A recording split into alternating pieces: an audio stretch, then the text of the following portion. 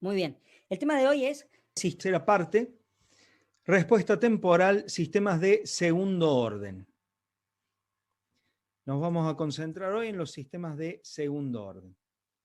Haciendo un poco de repaso, ya sabemos que los sistemas se clasifican según su orden, es decir, según la cantidad de polos que tiene la función de transferencia. Y para el estudio los dividimos, o los clasificamos, valga la redundancia, en sistemas de primer orden, que ya estudiamos, sistemas de segundo orden, que son los que vamos a estudiar ahora, y sistemas de orden superior, o sea, aquellos que tienen 3 o más polos. Normalmente para el estudio se usa la señal como señal de entrada del escalón unitario. Normalmente digo para el estudio del régimen transitorio, porque como ustedes saben, la respuesta temporal de los sistemas se divide en dos partes y su estudio se divide en dos partes. Por un lado, el régimen transitorio, que es lo que demora el sistema desde que se introduce la señal de prueba en su entrada, normalmente un escalón, hasta que entra en la banda del más menos 2% del valor de régimen y no sale más de ahí. Ese es el régimen transitorio. Ese régimen lo estudiamos normalmente usando una señal de entrada tipo escalón y estudiamos la respuesta de sistemas de primer y segundo orden. Y luego viene el estudio del régimen en estado estable, que acá hay una diferencia. Para los sistemas a lazo abierto, lo que nos interesa por ahí es la ganancia. O sea, metemos un escalón unitario, nos fijamos cuál es el valor de régimen. En cambio, para sistemas a lazo cerrado, lo que nos interesa conocer y lo que nos interesa estudiar es el error en estado estable, es decir, cuán lejos queda la salida del sistema de la entrada, de la señal de referencia.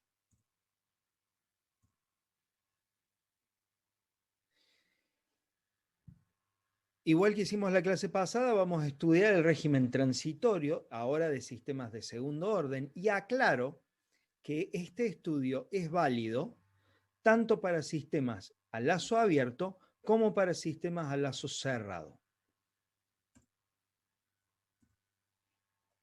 Muy bien. Entonces, ¿qué pinta tiene la función de transferencia de un sistema de segundo orden? Bueno, un sistema de segundo orden tiene esta función de transferencia. Una ganancia K, o sea, la relación entre la salida y la entrada, es una ganancia K por omega n al cuadrado sobre s cuadrado más 2 por zeta por omega n por s más omega n cuadrado. Es decir, es un sistema que no tiene ceros y tiene dos polos. Porque el sistema es de segundo orden, como vemos acá, s al cuadrado. ¿Cómo son estos polos? Bueno, los polos de esta función de transferencia son las raíces de este polinomio.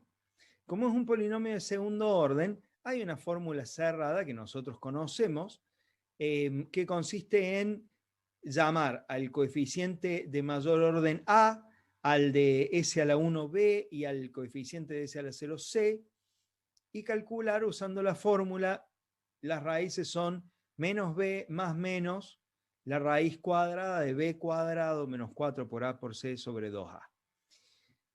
Si reemplazamos esas constantes por los que tenemos acá y operamos un poco algebraicamente, nos encontramos con que las raíces de este polinomio pueden tener o tienen esta forma: menos zeta por omega n más menos j por omega n por la raíz de 1 menos zeta al cuadrado.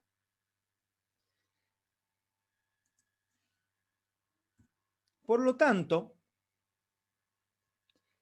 nosotros sabemos que la respuesta temporal depende de las raíces de la ecuación característica, es decir, depende de la ubicación de los polos de la función de transferencia. En el caso de los sistemas de primer orden, los polos solamente podían ser reales, por lo tanto, había una única solución para el polinomio denominador, digamos, había una única forma de raíz. Así que la respuesta temporal era única, es única. Acá no vamos a tener una única forma de respuesta temporal, porque estas dos raíces pueden tomar muchas formas distintas. Estas raíces pueden ser, en principio, reales y distintas, reales e iguales, complejas conjugadas o imaginarias. Todas esas formas pueden tomar estas dos raíces. Dependiendo de la forma que tomen, va a ser la respuesta temporal. Supongamos que cita vale 0. Supongamos que cita vale exactamente 0. ¿Sí? Si cita vale 0, la parte real de estas raíces desaparece. Esta raíz cuadrada desaparece. Y las dos raíces del polinomio van a valer más o menos j por omega n. Es decir, van a ser imaginarias puras. Las raíces son puramente imaginarias cuando cita vale exactamente 0. Y vamos a ver que la respuesta temporal en ese caso va a ser oscilatoria. Luego, si el valor de cita está entre 0 y 1, si cita vale entre 0 y 1, ¿qué va a ocurrir? Va a ocurrir que vamos a restar, acá dentro de esta raíz cuadrada, vamos a restar 1 menos un número, cita cuadrado, que va a ser siempre menor que 1. Por lo tanto, esta resta va a dar un número positivo. Los números positivos tienen raíz cuadrada real. Así que estas raíces van a tener una parte real y una parte imaginaria. Así que van a ser complejas conjugadas. En ese caso, vamos a obtener una respuesta que va a ser subamortiguada. De esto ya hemos hablado en algunas clases. La respuesta subamortiguada es aquella donde la señal de salida sobrepasa el valor esperado, el valor de referencia, y luego de algunas oscilaciones llega al valor estable.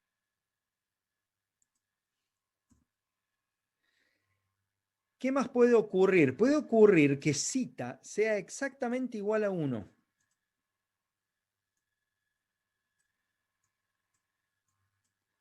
Si cita vale exactamente 1, entonces, ¿qué ocurre?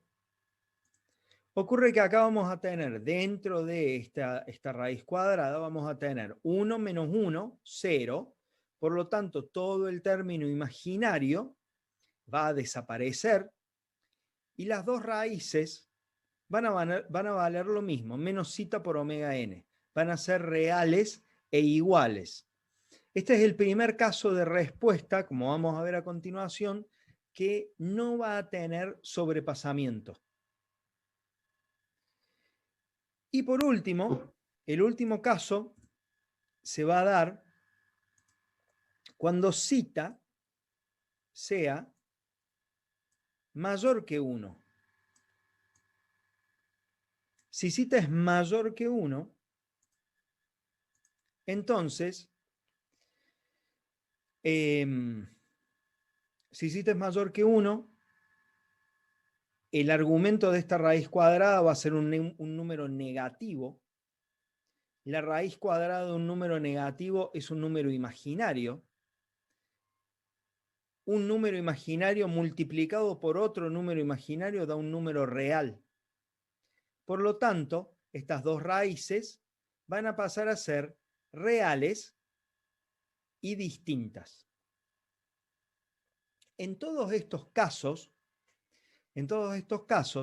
la respuesta del sistema va a ser estable.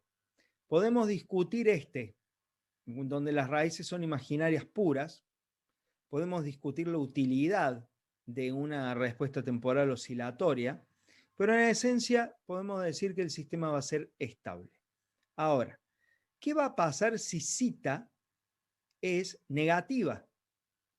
Si zeta es un número negativo, acá no hay problema, ¿sí? Acá en la raíz no va a haber problema, dará algo, pero el problema viene acá. Porque si zeta es un número, perdón, si zeta es un número negativo, al elevarlo al cuadrado, lo hacemos positivo. El problema ocurre acá.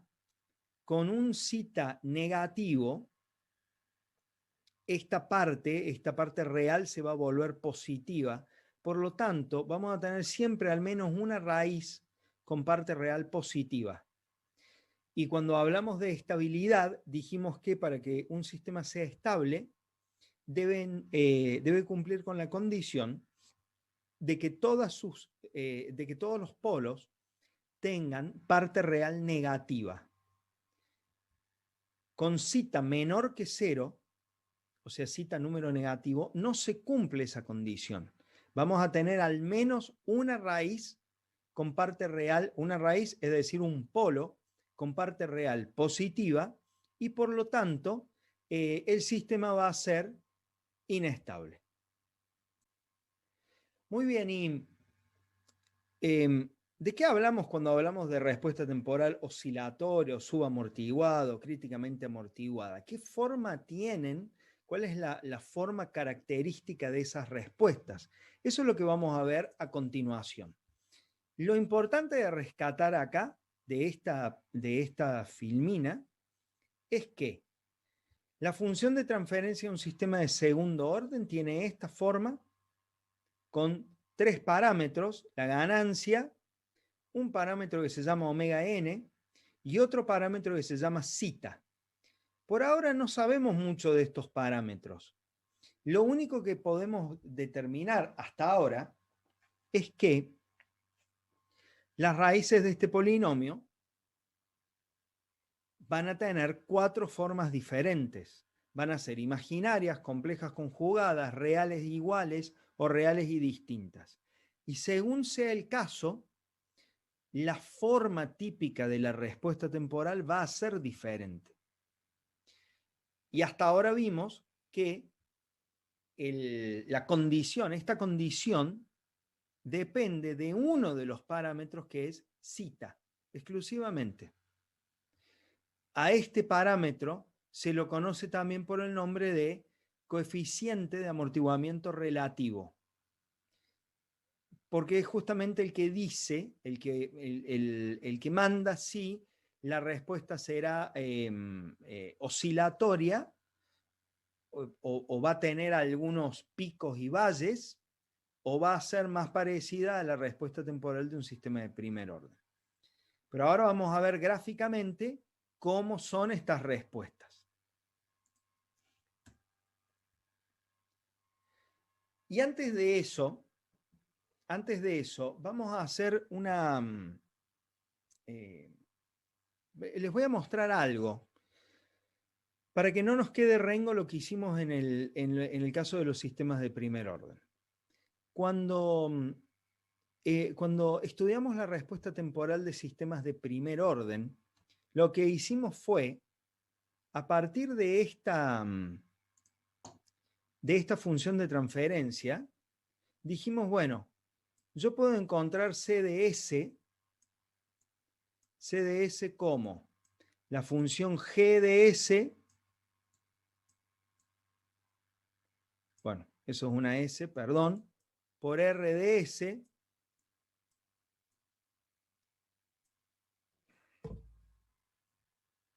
bueno, suponiendo que eso es una S, R de S, oh, por Dios.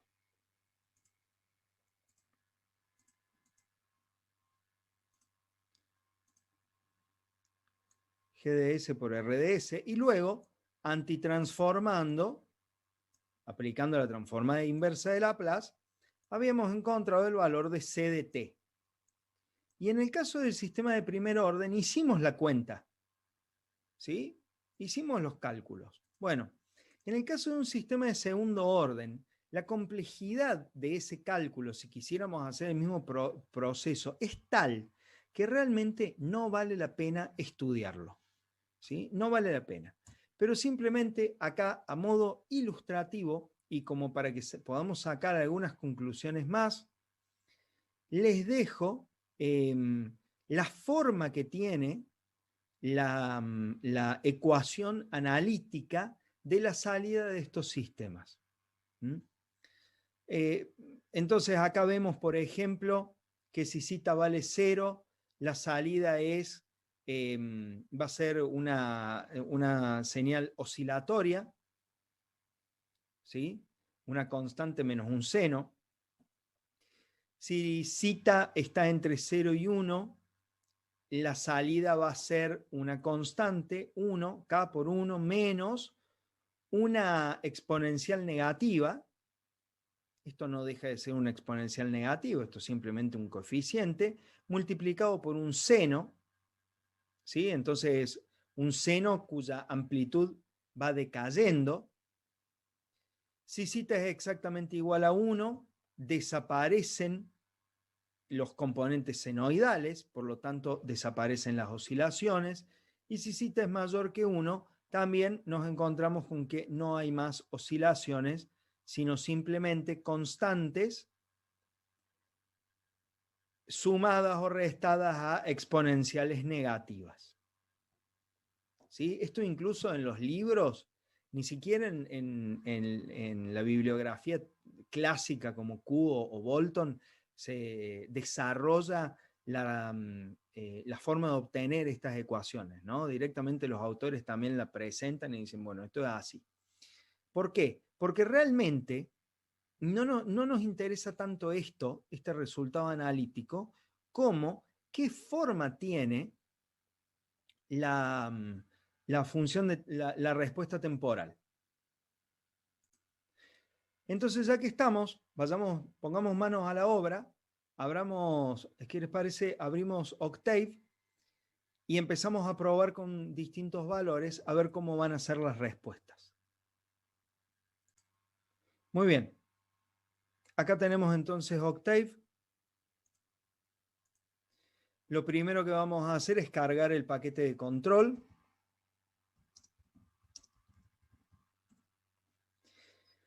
Y a continuación voy a ir usando el editor para escribir las cosas que necesite. Por ejemplo, vamos a hacer S igual a TF de S para tener el operador. Vamos a darle a omega n un valor, 10 por ejemplo, y vamos a darle a zeta otro valor. Podemos empezar con 0. Y vamos a crear una función de transferencia g igual a omega n al cuadrado sobre, omega n cuadrado sobre s cuadrado más 2 por zeta por omega n por s más omega n al cuadrado. ¿Sí? Por ahora no le vamos a dar valor a K. Vamos a hacer que la ganancia K sea igual a 1 porque total realmente no, a lo que queremos ver ahora, que es cómo es la forma del transitorio, no nos va a modificar en nada. Entonces, podríamos decir un G1 con un zeta 1. Y para acomodarlo un poco mejor, miren, podemos hacer así. Cortamos esto de acá y vamos a ir dando distintos valores. Zeta 1 igual a 0, un zeta 2 igual a 0,707, es decir, un valor de zeta que está entre 0 y 1. Podemos darle el valor exactamente igual a 1. Y por último, un valor un poco más grande que 1. Luego vamos a armar las distintas funciones de transferencia. Cita 2, cita 3, cita 4, G2, G3, G4. Muy bien. Vamos a correr esto y vamos a empezar a analizar cada uno de los casos.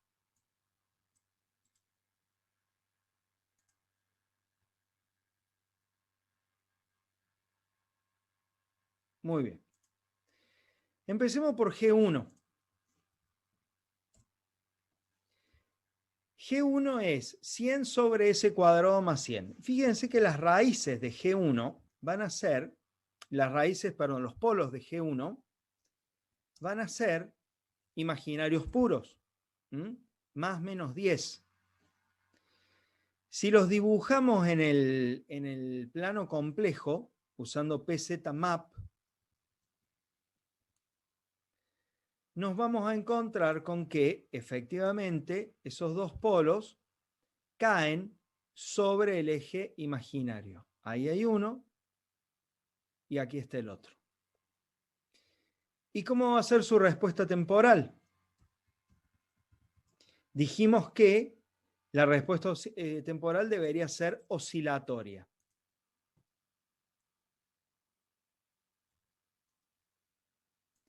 Y efectivamente ahí nos encontramos con una respuesta oscilatoria. Entonces, si zeta vale 0, los polos de la función de transferencia son imaginarios puros, la respuesta es oscilatoria. Veamos qué pasa ahora si zeta está entre 0 y 1, con G2. Si zeta está entre 0 y 1, dijimos que los polos deberían ser complejos conjugados. Entonces, vamos a ir calculando su valor.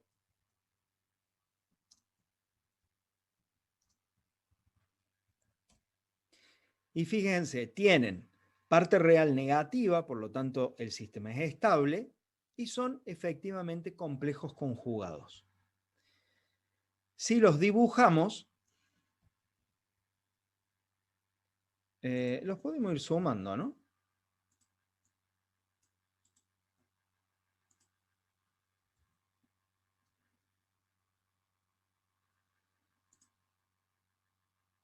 No, me parece que no me deja hacer esto.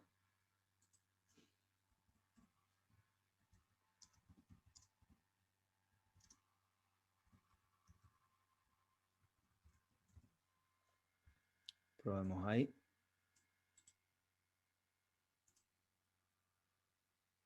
Ahí está. Si los dibujamos ahora, vemos, tenemos acá el eje imaginario, aquí el eje real. Sobre el eje imaginario están los polos de G1.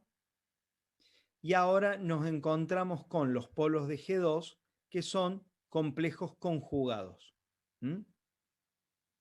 A ver si esto funciona, si este comando...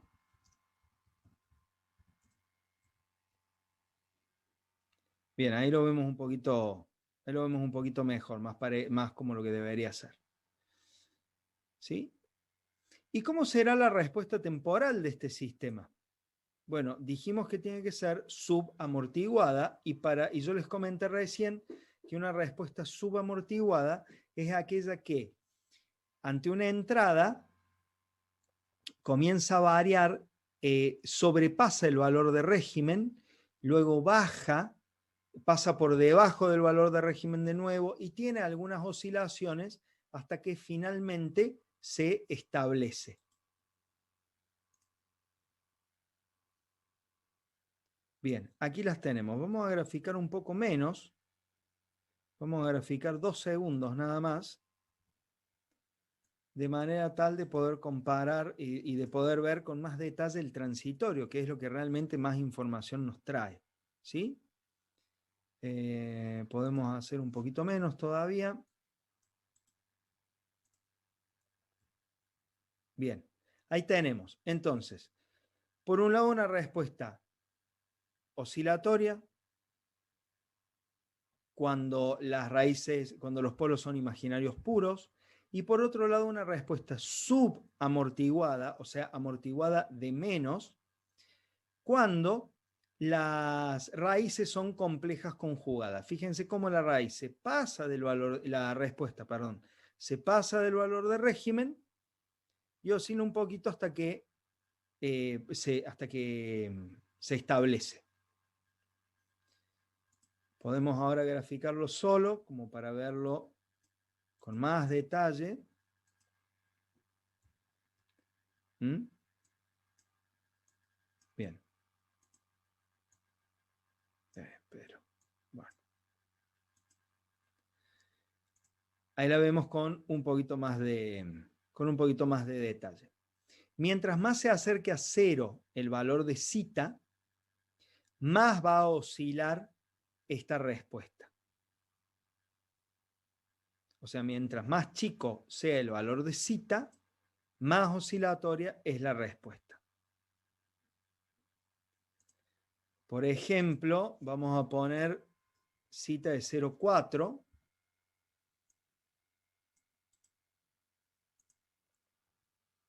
Vuelvo a calcular la función de transferencia. Voy a volver a dibujar los polos para que vean que son complejos conjugados. Fíjense, están ahí. ¿Sí? Acá no llegamos a ver, no se llega a ver el eje imaginario. A ver. Acá está el eje imaginario. Aquí el eje real. Y los polos de la ecuación, de la función de transferencia están acá. Son complejos conjugados. Y la respuesta temporal oscilatoria. En que oscila hasta que llega a establecerse en un determinado valor. Ahí está. Oscila un poco y esas oscilaciones se van haciendo cada vez más chicas porque recuerden que las oscilaciones estas son producto de esta sinusoide que está multiplicada por una exponencial negativa. Entonces se va achicando cada vez más.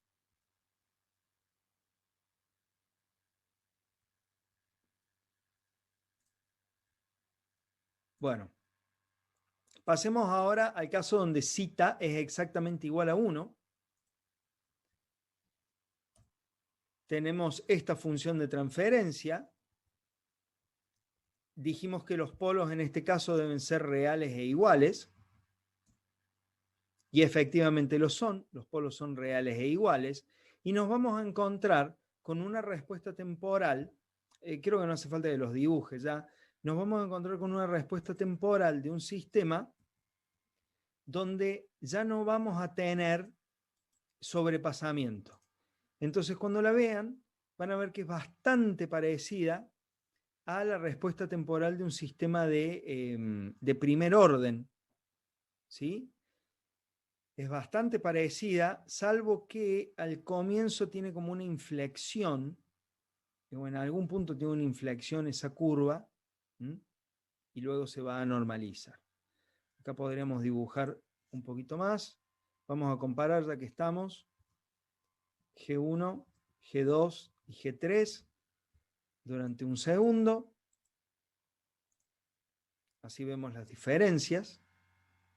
¿Sí? Respuesta oscilatoria, cuando los polos son imaginarios puros. Respuesta subamortiguada, cuando los polos son complejos conjugados.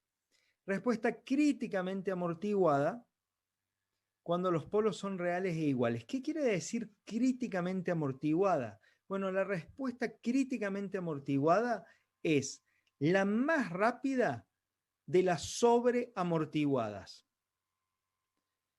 Y eso lo vamos a terminar de entender ahora, a continuación. Y para hacerlo un poco más extremo, vamos a cambiar el valor de cita 4 para que se note más el efecto. O sea, la respuesta críticamente amortiguada es la más rápida de las sobreamortiguadas, la más rápida de las respuestas que no tienen sobrepasamiento.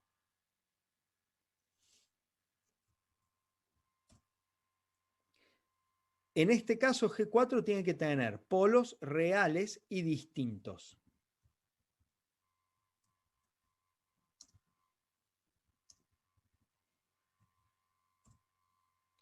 Y ahí tenemos polos reales y distintos.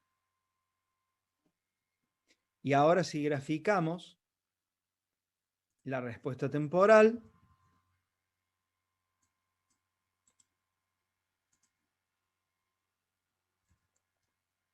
nos encontramos con esto. Ven que es una respuesta que no se va a pasar del valor de régimen. Si quieren podemos graficar un poco más. Graficamos 4 segundos. Es una respuesta, ahí la tenemos mejor, que no se pasa del valor de régimen, por lo tanto es sobreamortiguada, pero es lenta comparada con la críticamente amortiguada. O sea, la respuesta críticamente amortiguada es un caso particular, si se quiere, de las respuestas sobreamortiguadas.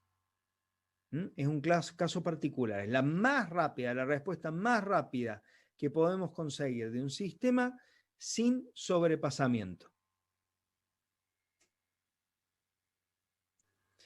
Ya que estamos, vamos a hacer un ejemplo volviendo inestable a este sistema, o sea, vamos a decir cita un número negativo, menos 0.2,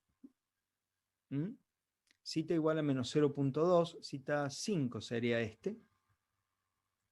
Vamos a armar ahora una G5.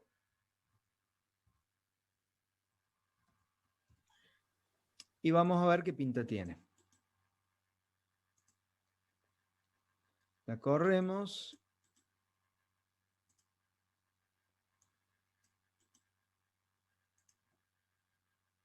Bien. Cita 5. Miren, acá ya aparece algo. ¿Se acuerdan que cuando hablamos de estabilidad absoluta, dijimos que cuando veíamos la función de transferencia de un sistema, escrito de esta forma, en la forma polinómica, si en el polinomio denominador falta un coeficiente o hay algún coeficiente con cambio de signo, o sea, con signo negativo, el sistema es inestable. Entonces, de entrada, cuando yo veo esta función de transferencia, ya sé que el sistema va a ser inestable. Nos fijemos cuánto valen las raíces del denominador, o sea, los polos de este sistema. Valen 2 más menos 9,79, más menos 9,8. Por lo tanto, las dos raíces, los dos polos tienen parte real positiva, así que es de esperar que la respuesta temporal sea inestable. Y ahí lo vemos. Fíjense cómo oscila. Miren la escala también, ¿no? Esto ya es una locura. Más 1000 y menos 2000 quiere decir que esto está oscilando, bueno, muchísimo, ¿no? Tiene una amplitud de oscilación muchísima y esa también, por supuesto, como ya hemos hablado alguna vez, es una respuesta matemática. No quiere decir que en un sistema real vaya a ocurrir que la salida se vaya a más 1000 o menos 1000 de lo que sea. Se saturará o se romperá.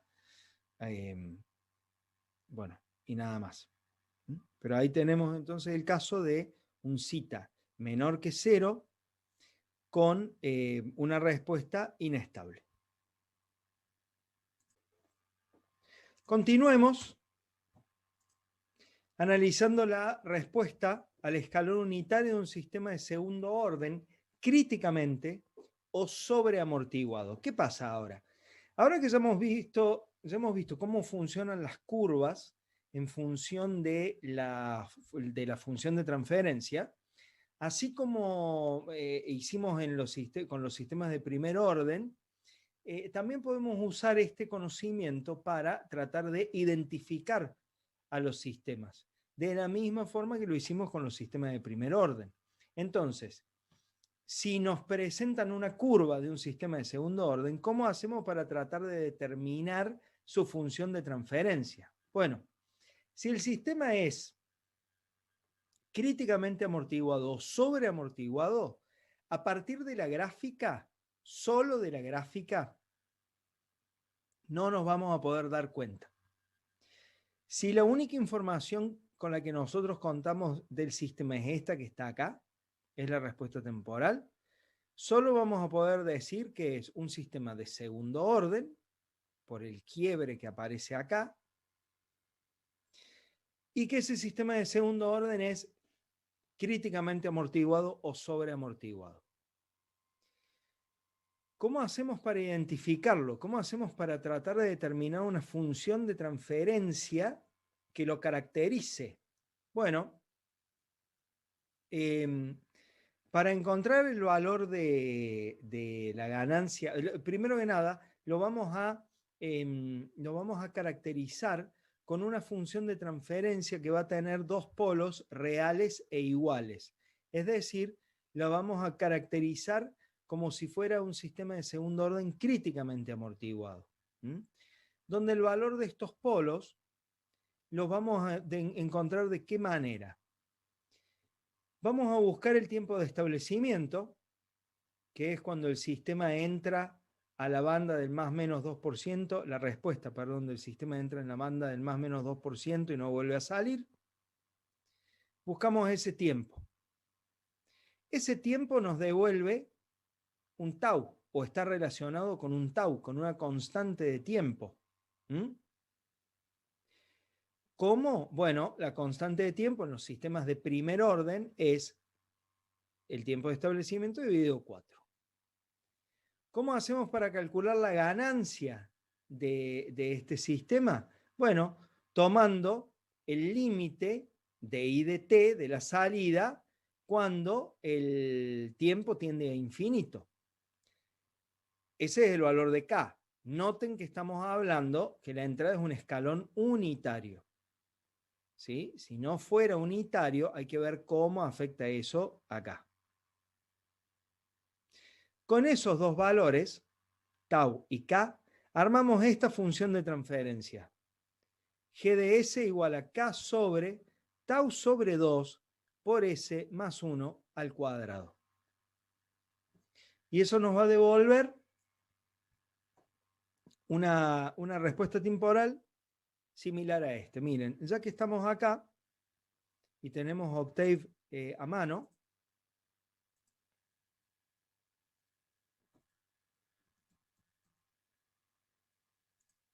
vamos a venir acá.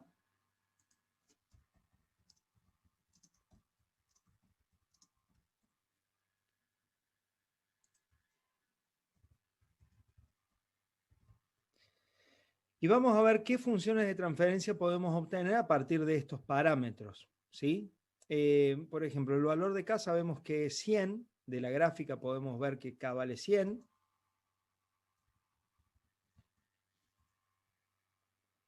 El tiempo de establecimiento es más o menos, es un poco menos de 1,5, podríamos decir, si acá es 1,25, 1,30, podría ser 1,4 segundos más o menos. 1,4 segundos el tiempo de establecimiento. T sub S igual a 1,4. Por lo tanto, tau es T sub S sobre 4. Y ahora vamos a hacer una G1, vamos a aproximar o vamos a tratar de identificar a este sistema mediante una primera función de transferencia, G1, que va a ser K sobre tau por S más 1.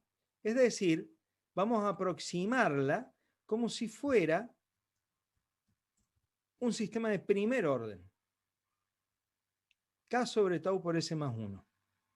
Y luego vamos a tratar de comparar eso con una segunda aproximación de una función de transferencia ahora con dos polos, siguiendo la fórmula que acabamos de mostrar en la otra filmina. Corremos este código y nos encontramos con una primera función de transferencia G1 de primer orden y una segunda función de transferencia G2 de segundo orden. Ahora bien, ¿qué pinta tienen? Hagamos la respuesta al escalón. Y para tratar de compararla, vamos a hacer, para mejorar la comparación, vamos a pedirle a Octave que grafique 2,5 segundos.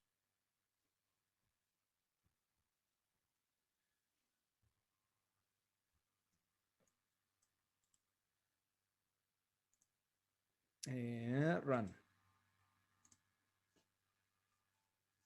Muy bien. Ahí tenemos las dos respuestas. A ver si esto lo puedo copiar. No. Bueno, acá tenemos la respuesta del sistema, como si fuera un sistema planteado como si fuera un sistema de primer orden o un sistema de segundo orden.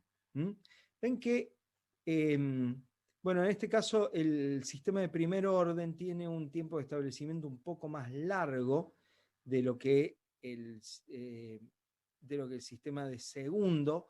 Capaz que la constante de tiempo que elegimos está un poco chica, ¿sí? Comparándolo con lo que teníamos acá. ¿Sí? Comparándolo con esto, pero más o menos se aproxima. Cualquiera de las dos pueden ser buenas aproximaciones. Ahí vemos los dos. ¿Sí? Cualquiera de las dos pueden ser buenas aproximaciones. Fijémonos, miren, acá tenemos un punto más o menos determinado. En 0,5 segundos, el sistema G2, o sea, el que tiene dos polos, pasa casi que llega a 80. Y acá en 0,5 llega a 60. No, está muy alto el valor de T sub S que hemos elegido, está un poco alto. Vamos a probar bajándolo. Vamos a ponerle 1,30.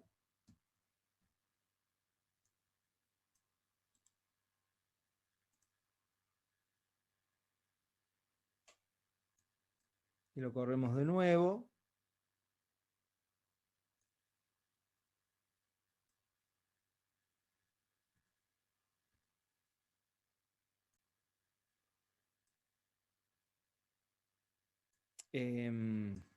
Perdón, lo tendría que haber aumentado, no disminuido.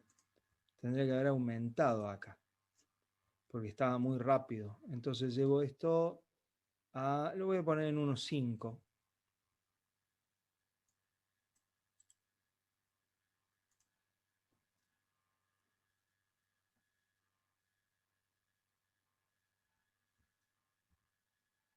Y ahora comparamos. Y vemos que está un poco más cerca. Ahora, mire, fíjese, la respuesta original en 0,5 segundos llega a 60. Y acá en 0,5, bueno, todavía estamos un poco altos, ¿no? Estamos cerca de 80. Deberíamos agrandar todavía un poco más ese T sub S para aproximar mejor esta curva. Eso es un proceso normal, esto de hacer un par de pasos iterativos hasta llegar al valor exacto de los parámetros de la función de transferencia que identifican la planta cuya respuesta temporal está representada acá. Deberíamos hacerlo un poquito más grande y seguramente vamos a llegar a un valor más aproximado.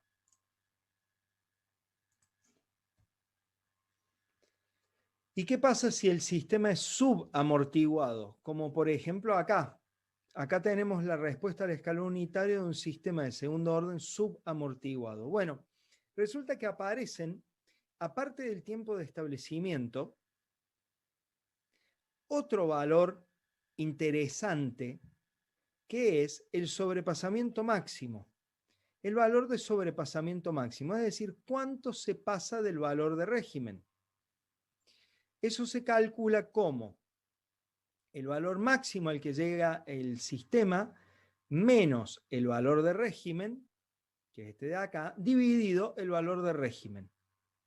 Y si lo quieren en porcentual, lo multiplican por 100. Se puede demostrar que este sobrepasamiento depende exclusivamente de zeta. Es decir, se puede demostrar que este valor de sobrepasamiento es E elevado a la menos pi por zeta sobre la raíz de 1 menos zeta cuadrado. Es decir, el sobrepasamiento de un sistema de segundo orden depende exclusivamente del valor que toma el coeficiente de amortiguamiento relativo. Este sobrepasamiento se da en un determinado tiempo, que se llama tiempo pico. Ese tiempo pico también se puede demostrar que está caracterizado por, o que es igual a pi sobre omega n por la raíz de 1 menos zeta cuadrado. El tiempo pico ya sí depende de los dos valores. Mientras más grande sea omega n, más chico va a ser el tiempo pico. Y por otro lado, esto ya no se puede demostrar, sino que se aproxima. El tiempo de establecimiento se lo puede aproximar a 4 sobre zeta por omega n. Y miren que acá hay diferencias muy grandes. El sobrepasamiento máximo lo podemos calcular con una fórmula exacta. El tiempo pico también lo podemos calcular con una fórmula exacta. El tiempo de establecimiento está aproximado. De hecho, los distintos autores aproximan a distintos valores. Hay algunos que aproximan a 3,5 sobre zeta por omega n, otros a 4, otros a 5 sobre zeta por omega n.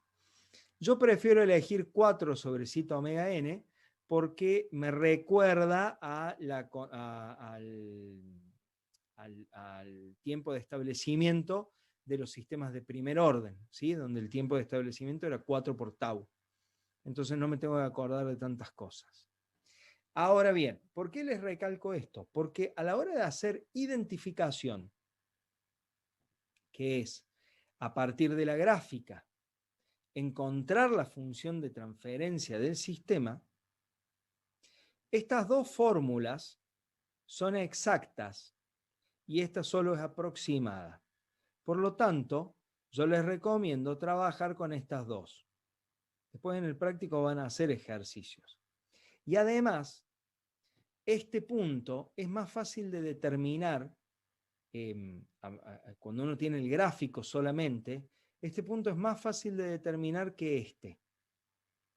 El tiempo de establecimiento cuando la respuesta oscila y es bastante complejo, bastante difícil determinar este valor. En cambio, este otro es mucho más fácil. Este es más nítido, más claro.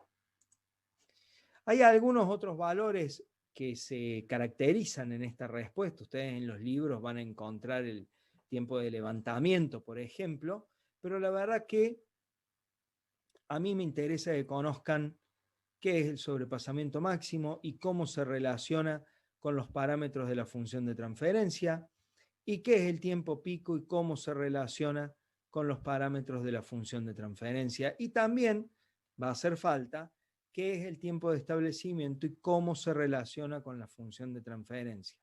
Vamos a ver que esto también es sumamente importante, no solo para hacer identificación, sino para cuando querramos empezar a diseñar sistemas de control. Acá tienen algunas definiciones de tiempo pico, sobrepasamiento máximo y tiempo de asentamiento. o de establecimiento, se los dejo a ustedes. Y ahora, de la misma forma que hicimos para los sistemas de primer orden, veamos cómo varía la respuesta temporal de los sistemas de segundo orden, dejando uno de los parámetros constante. En este caso vamos a dejar omega n constante y vamos a hacer variar zeta, haciendo que valga 0, 0,707, 1 y 1,2. Y nos encontramos de este lado, en la gráfica de la izquierda, con respuestas muy similares a las que encontramos recién cuando hicimos las pruebas con Octave. Si zeta vale 0, la respuesta es oscilatoria. Y fíjense, de este otro lado, en este gráfico de la derecha, hemos dibujado el plano complejo y hemos dibujado los polos de la función de transferencia. Aquí tenemos el eje real y aquí tenemos el eje imaginario. Entonces, para zeta igual a 0, los polos son imaginarios puros. Para zeta igual a 0,707, la respuesta es subamortiguada y los polos son complejos conjugados. Para zeta igual a 1, la respuesta es críticamente amortiguada y los polos son exactamente iguales. Y para zeta mayor que 1, la respuesta es sobreamortiguada y los polos son reales y distintos.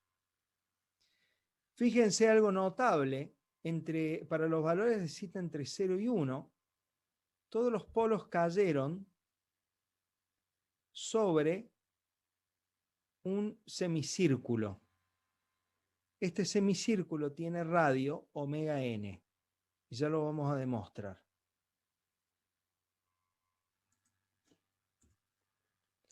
Veamos ahora qué pasa si mantenemos constante zeta y cambiamos el valor de omega n.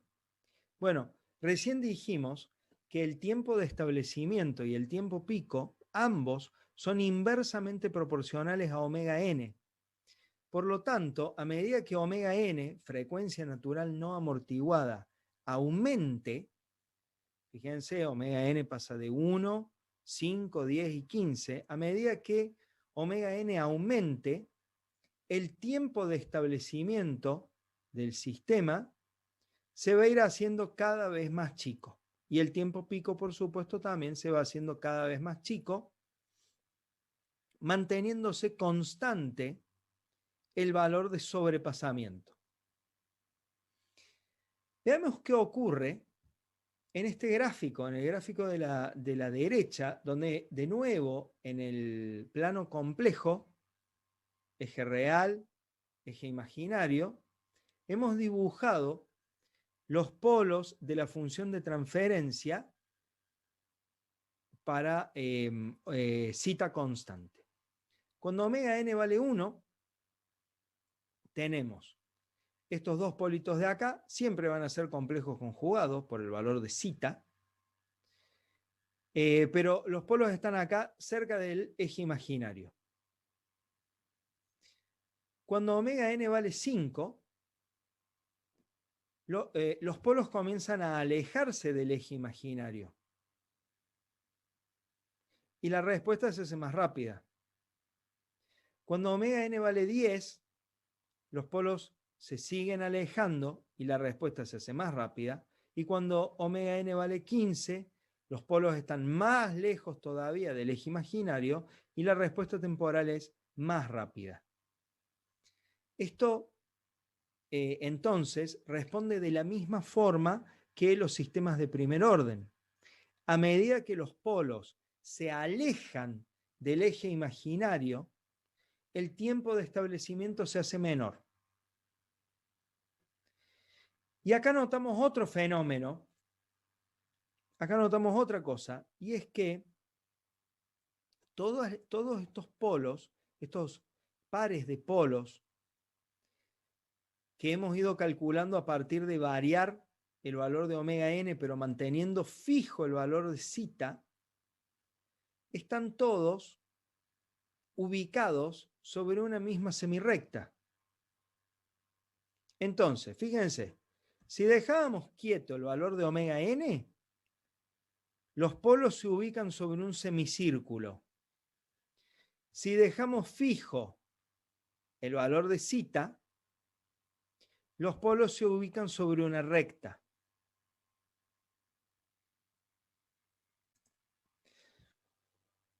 Esto que estamos viendo entonces, que aparecen estos semicírculos que tienen que ver con omega n y estas semirrectas que tienen que ver con zeta, tienen su razón de ser y son tremendamente importantes a la hora de diseñar sistemas de control.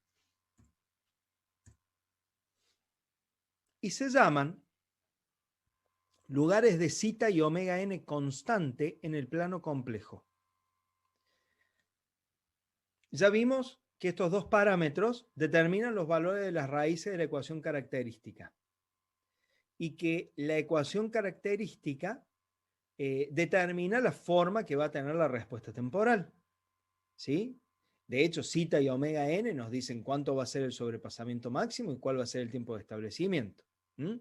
Entonces, vamos a ver ahora cómo podemos escribir o dibujar en el plano complejo regiones donde zeta se mantenga constante y omega n se mantenga constante. Y a continuación vamos a ver la razón por la cual queremos hacer esto. Bien, supongamos en el plano complejo, eje real, eje imaginario, una raíz cualquiera, ¿sí? Un punto. Este punto se puede representar de distintas formas. Por ejemplo, marcando su coordenada en X y marcando su coordenada en Y como un par ordenado. ¿Sí? Esto es lo mismo, la parte real de R contra la parte imaginaria de R, si llamamos a la raíz R. Pero también la podemos escribir de forma vectorial como el módulo de R, que es la distancia desde el origen hasta la raíz, y el argumento de R, el ángulo que forma R, o este vector, digamos, con el eje real positivo.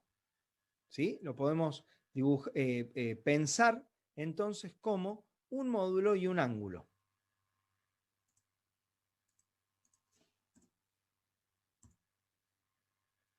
Entonces veamos.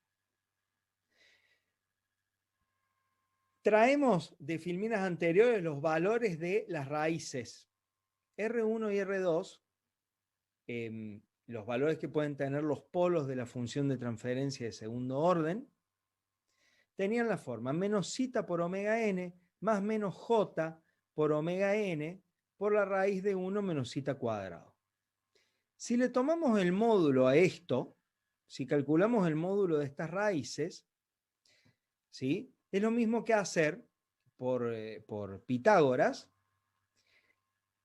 la raíz cuadrada de la parte real de la raíz elevado al cuadrado más la parte imaginaria elevada al cuadrado. Operando, vamos a llegar que el módulo de la raíz es igual a omega n. O sea que si nosotros tenemos una raíz R1 ahí arriba y por supuesto vamos a tener otra raíz por acá abajo, ¿sí? Esta es R1 y esta es R2. El módulo de R, el módulo de R1 y el módulo de R2 va a ser igual a omega n.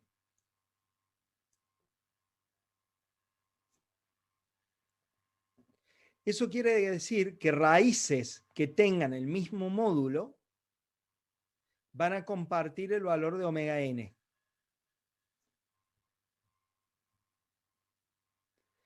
Y ahí es donde empezamos a formar estos semicírculos. Todas las raíces que caigan en este semicírculo, o todos los sistemas que tengan raíces que caigan en este semicírculo, van a tener el mismo valor de omega n. Todos los sistemas que tengan raíces que caigan en este semicírculo van a tener el mismo valor de omega n. Y así sucesivamente. ¿Sí? Si dibujamos semicírculos alrededor del origen, encontramos que las raíces que caen en esos semicírculos comparten el valor de omega n. Entonces decimos que estos semicírculos son de omega n constante.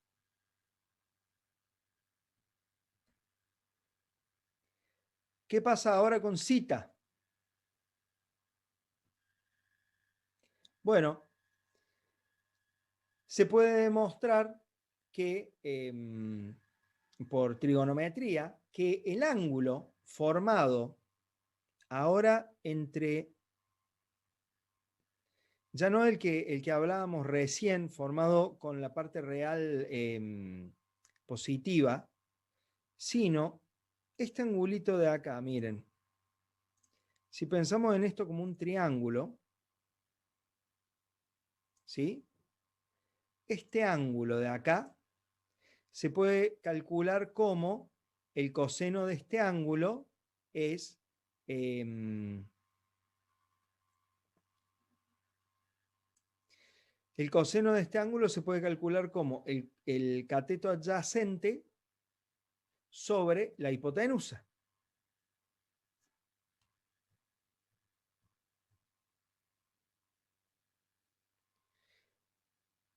El cateto adyacente lo traemos acá ahora. Lo traemos acá. El cateto adyacente es la parte real de la raíz, que es zeta por omega n. Por omega n. Y la hipotenusa, perdón por el dibujo, es omega n. Por lo tanto, podemos determinar que hay una relación entre este ángulo y zeta. ¿Sí? Ese ángulo, el ángulo de la raíz, el ángulo que forma la raíz con el eje real negativo, es igual al arco coseno de zeta. Por lo tanto, podemos formar semirrectas que parten desde el origen y que tienen un determinado ángulo con el eje real negativo. Esas semirrectas representan valores de zeta. Eso quiere decir que los sistemas cuyas raíces caigan en esas semirrectas van a tener el mismo sobrepasamiento. ¿Por qué? Porque estas son las semirrectas de zeta constante. Como veíamos, eso es más fácil de verlo, como veíamos acá. Estas raíces, las raíces de estos sistemas, caen sobre una misma semirrecta de zeta constante y por lo tanto tienen todos el mismo sobrepasamiento. Entonces ahora hemos visto una forma de vincular o hemos visto que se vinculan. Se vincula la función de transferencia en el dominio de Laplace con el sobrepasamiento máximo y el tiempo de establecimiento en el dominio del tiempo y con los lugares de zeta y omega n constantes en el plano complejo. Tenemos esas tres cosas vinculadas y eso es el corazón del diseño de sistemas de control. Entender cómo esas tres cosas que están en dominios distintos se vinculan entre sí. ¿Y cómo usamos todo esto para diseñar? Bueno, habíamos hablado hace muchas clases en una galaxia lejana de hace muy mucho tiempo que el problema de control nace con un sistema, una planta física que debe cumplir con ciertas especificaciones de diseño. Bueno, esas especificaciones de diseño normalmente son error en estado estable, sobrepasamiento máximo y tiempo de establecimiento. ¿Se acuerdan cuando hablamos de que habíamos comprado, dimos como ejemplo que comprábamos un robot y lo poníamos en el turno noche de la fábrica de pintado puertas para autos, donde ahí no importaba si había sobrepasamiento, ¿sí? Lo que importaba era que el robot trabajara rápido y tampoco la precisión era muy, eh, un error de 5, 10%, no había problema, ¿sí? Pintábamos un poquito de más. Esos son ciertos requerimientos para una determinada planta. Ahora, a ese robot lo limpiábamos bien, lo desinfectábamos con un poquito de alcohol en gel y lo llevamos al hospital a operar, a hacer un agujero en el cráneo de una persona, ¿sí? Para extraer un tumor. Ah, ¿y ahora qué pasó con los requerimientos? Y el error tiene que ser cero, no puede haber sobrepasamiento, porque sobrepasamiento en esa situación significaría que le corto de más, corto el hueso de más. Y el tiempo de establecimiento, bueno, debe ser tal que la fresa que va cortando el cráneo no se empaste, en fin, y sea rápido también. Entonces, partimos de requerimientos.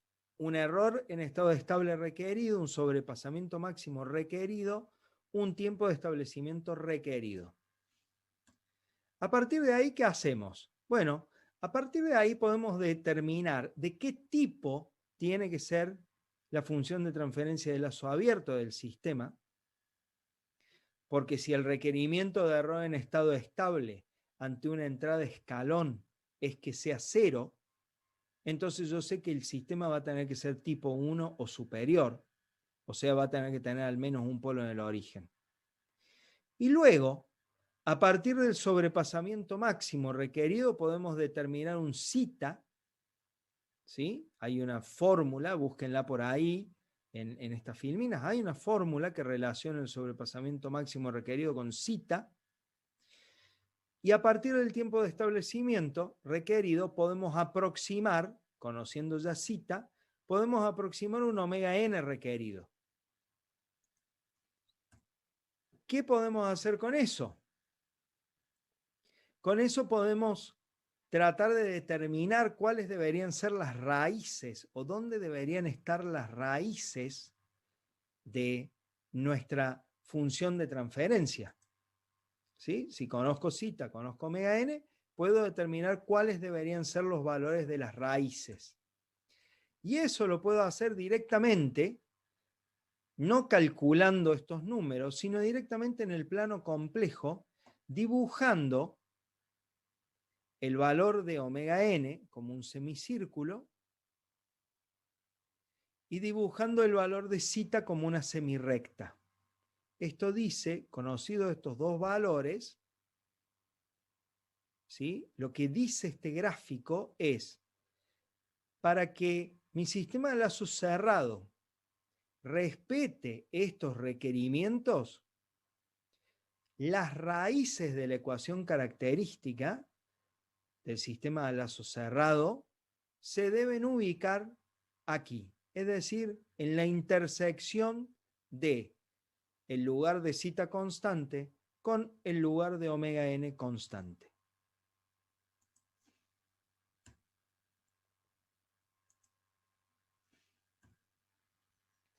Es decir, a partir de los requerimientos, nosotros vamos a armar una función de transferencia prototipo a la cual queremos llegar. Nosotros queremos un sistema que se comporte de esta forma, ¿sí? Dada nuestra planta, el objetivo del diseño de un sistema de control es determinar qué forma tiene que tener el compensador, cuánto tiene que valer, para que todo este sistema a lazo cerrado, es decir, la planta y el compensador a lazo cerrado, sea equivalente a esta función de transferencia, o sea, responda como esta función de transferencia. Ese es el objetivo de control.